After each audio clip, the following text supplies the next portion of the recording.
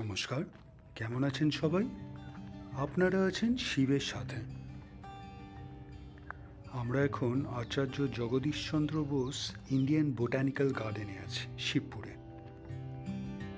আপাতত এখন রয়স্টোনিয়া অ্যাভিনিউতে চলে এসেছে।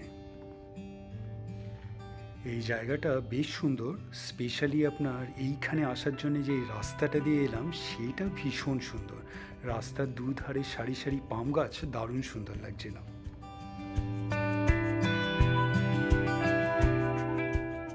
ঠিক মাঝখানে একটা মেমোরিয়াল আছে, সেইখানেও যাব। তার আগে এই পেছনে একটা লেক আছে, সেইখানেই চলে এলাম। তো এইখানে আগে এলাম কারণ এই লেকটাতে প্রচুর পদ্ম ফুল, দারুণ সুন্দর লাগছে। আপনারা এই ভিডিওতে বুঝতে পারছেন কিনা জানি না, কিন্তু ভর্তি ভর্তি এখানে লোটাস। সত্যি এর আগে আমি কখনো এত পদ্ম ফুল একসঙ্গে দেখিনি। লেকের ঠিক পেছনটায় একটা সুন্দর ব্রিজও দেখতে পাওয়া যাচ্ছে, দেখি ওখানে পারলেও যাব। তো এই লেকটার নাম জনার্দন লেক।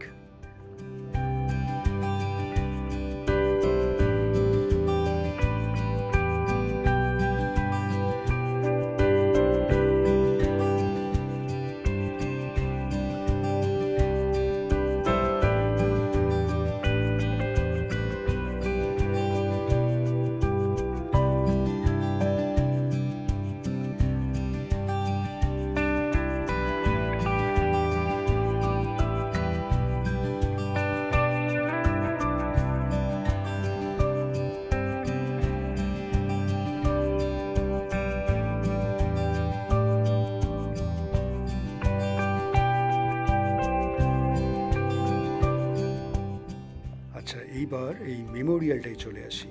এইটা হলো কিড মনুমেন্ট।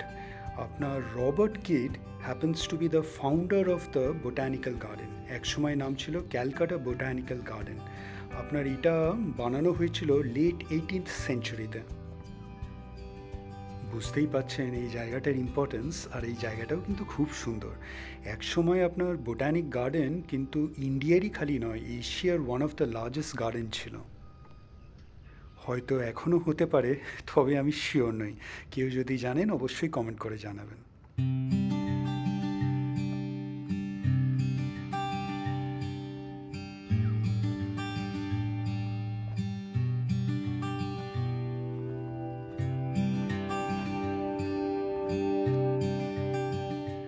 এবার যেই জায়গাটায় চলে এলাম এটা হলো সাইকাজ সেকশন। যদিও বা ঢোকা যাবে না, বাইরে তালা দেওয়া। তো একটা এখানে ইনফরমেশন বোর্ড আছে, এই সাইকাজ সেকশনের ব্যাপারে অনেক কিছু তথ্য দেওয়া আছে এখানে। বুঝতে পারছিলাম না প্রথমে এই ডাইনোসরগুলো ভেতরে কেন। এখানে তারপরে পড়ে বুঝলাম ডাইনোসরস অ্যান্ড সাইকাস এটা কিন্তু একই টাইমে।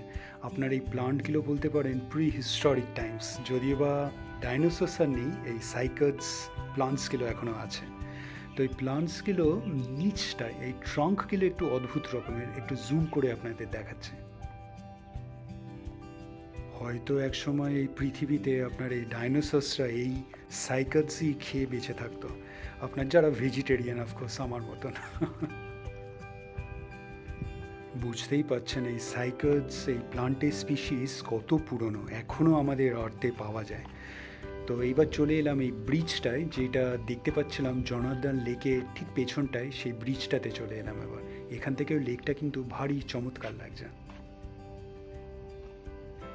এতক্ষণ তো খালি ওই পাশটা দেখতে পাচ্ছিলাম, পুরো ভর্তি পদ্মতে। ব্রিজের এই পাশেও পুরো লেকটা ভর্তি পদ্ম ফুলে, দারুণ সুন্দর লাগছে।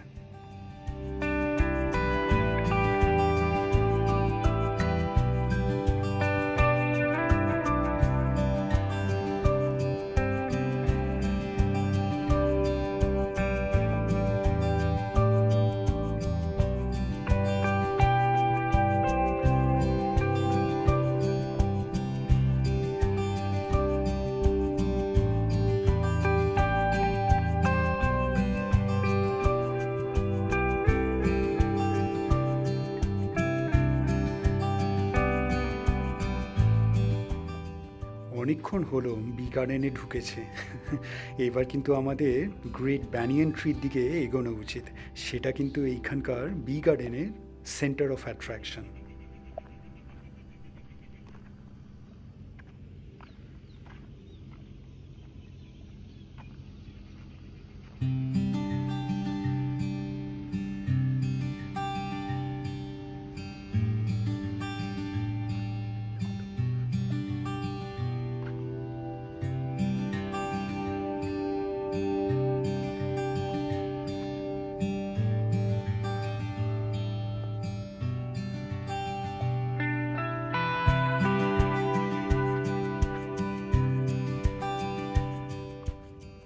গ্রেট ব্যানিয়ান ট্রির দিকে যাচ্ছিলাম, তবে এইখানে এত জায়গা, এই জায়গাটা ওই রাস্তাটাও দেখে পছন্দ হলো।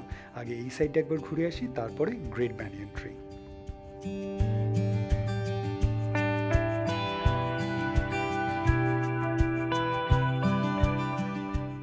দূর থেকে এই গাছটা চোখে পড়ে গেল, চোখে পড়ারই মতন। আপনার ট্রাঙ্কটা একটু সোয়ালেন। তো সামনে গিয়ে দেখি একটা ইনফরমেশন বোর্ড আছে, সেইখানে ট্রিটার নাম হলো দ্য বাওবাব ট্রি। এইখানে যা জানতে পারলাম, এইটাকে উইস্ট্রিও বলে, কল্পতরু।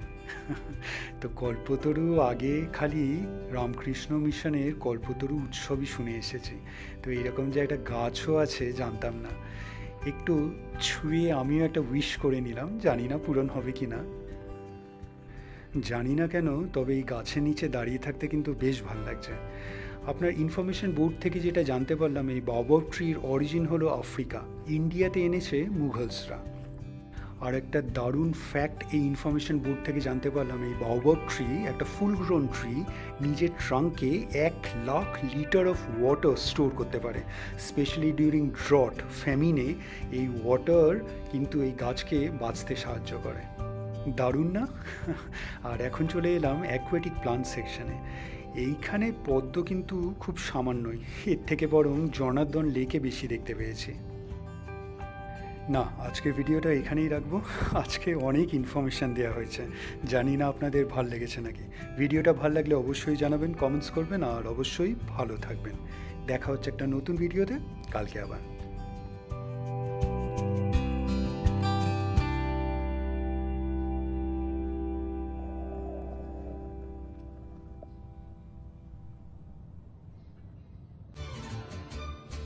ভিডিওটা ভালো লাগলে লাইক, শেয়ার অ্যান্ড সাবস্ক্রাইব করবেন।